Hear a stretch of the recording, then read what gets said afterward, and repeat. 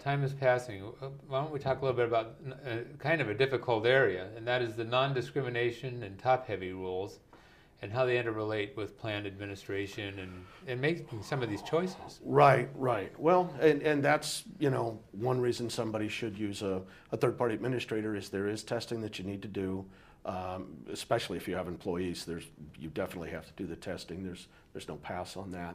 And the government in various places compares what they define as a highly compensated employee against what's happening with the non-highly compensated employees. Won't get into the definitions, but and they would just want to make sure, that like a 401k plan, you can't set it up and the highly comp puts all the money in and nobody else puts any money in and off we merrily go. Mm-hmm. The government wants to make sure that things are fair, and so they have testing to make sure that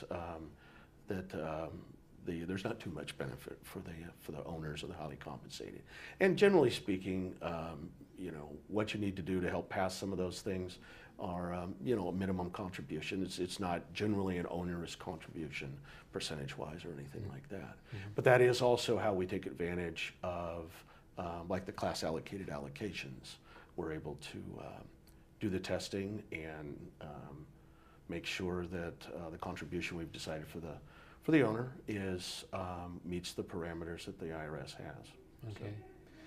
Now, related to that, there are some ways to sort of avoid the requirement even for testing, isn't there? In some cases, yes. Like for 401k In 401k plans, you can have what's called a safe harbor, mm-hmm. and there's two different contributions. One is 3% across the board for everybody eligible, or you can do a match. The easiest match roughly is 100% match up to 4% deferred.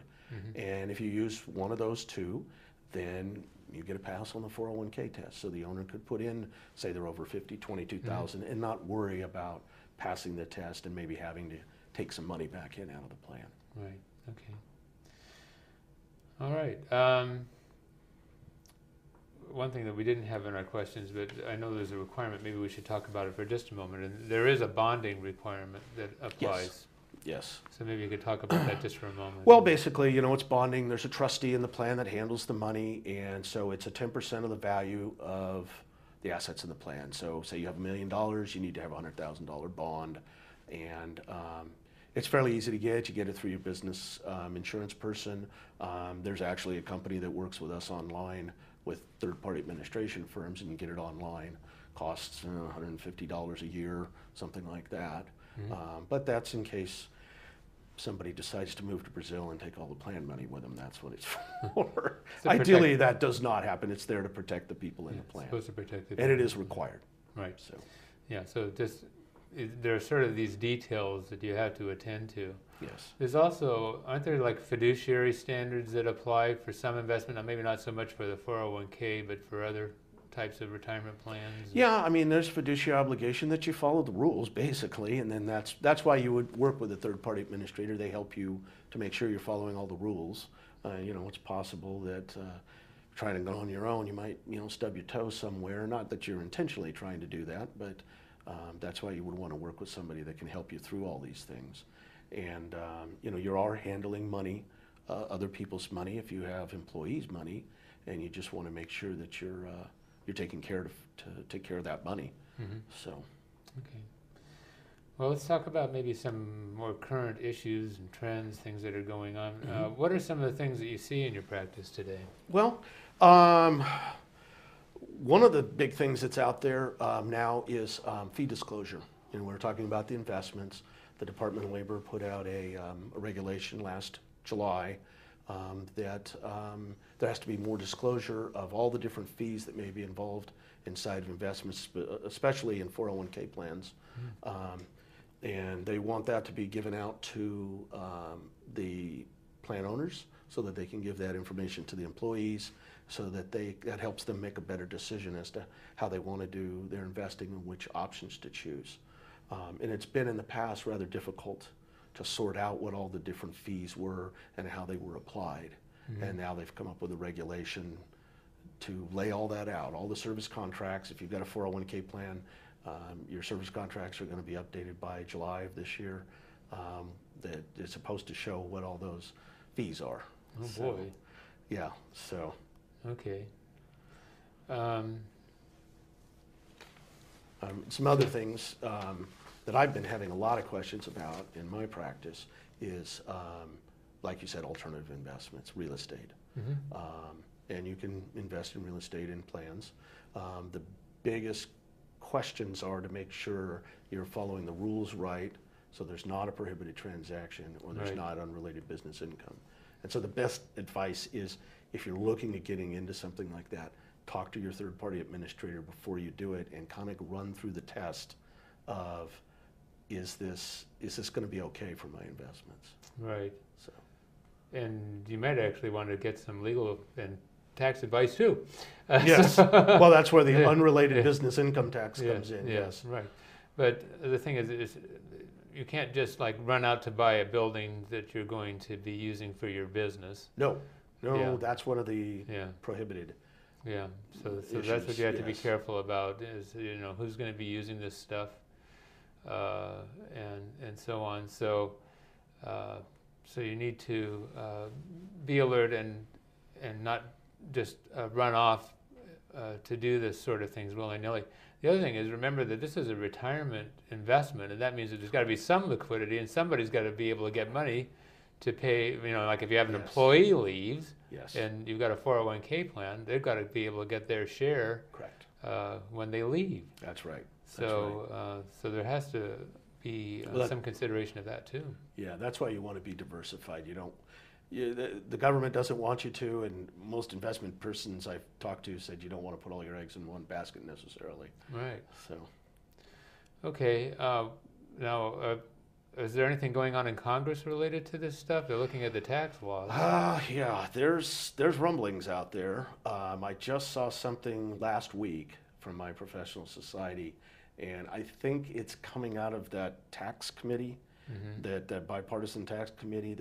There's talk about lowering limits down to only 20,000 instead of right now the limit's 49 for a person to have go into an account, but limited to 20.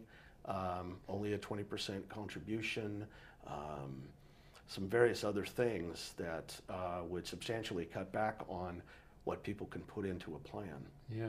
If So- they do that, I mean, here we've got trouble in Social Security. We really need to be encouraging people to. I know. That's So was use what their was so retirement nice plans. about the 2001 law changes is that they expanded a lot of things so that people could put, everybody, not just owners, but everyone could put a lot more money away. And the reality is that the average median amount that somebody's put away is about $250,000, and that's for the age bracket 55 to 64, and that's the most. And that's Any not other enough. age bracket is much lower, Yeah. and that's not going to cut it. Uh-huh, So. uh-huh. Okay. Maybe we should talk a little bit about the Roth conversion and the availability of Roth for 401ks. Right. 401k plans starting in 2006, you could have a Roth 401k, meaning you did not get a tax deduction, but you were able to put money in a 401k plan, and then that money accumulates, and at the time of retirement, when you take your money out, you don't pay taxes on anything. You can just take it out. You can mix and match that, so you could do half tax deductible, half Roth.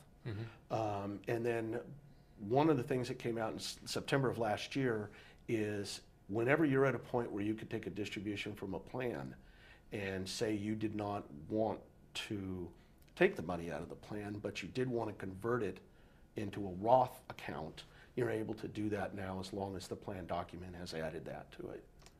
Right.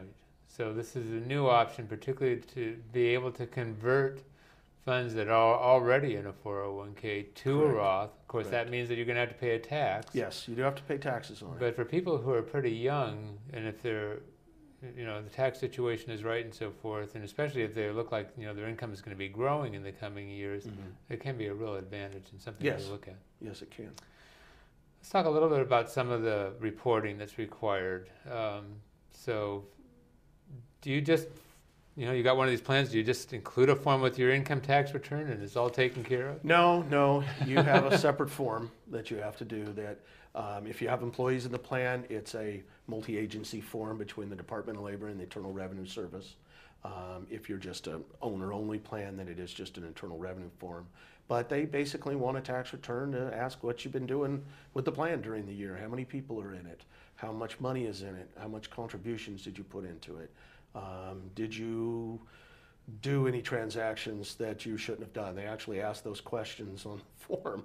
So you know, if you have to fess up. But and then depending on the type of plan you have, if it's a defined benefit plan, there's an actuarial schedule that has to be attached and signed off. In bigger plans, you have other multitude of up to 5 or 6 different schedules that have to be added if it's a large plan to that. Now, don't some plans actually have to have a financial audit by a CPA? Yes. Any plan that has over 100 participants in it has to have an accountant's audit that's attached to it and signed off by a CPA. So a lot of people don't think about these expenses, that there are administration costs of having this annual tax return done, you know, reports for employees, getting this financial statement audit. So this is something really to ask about when you're evaluating what you're going to do. Yes, yes. How about ESOPs? Don't those actually need, now this is an employee stock ownership plan. Right. They actually have to have a valuation study done, If don't they're they? closely held, they have to have a valuation done. Unless they are traded on NASDAQ or the New York Stock Exchange, they have to have a valuation done by an independent person to make sure that the value that's being used is fair. Right.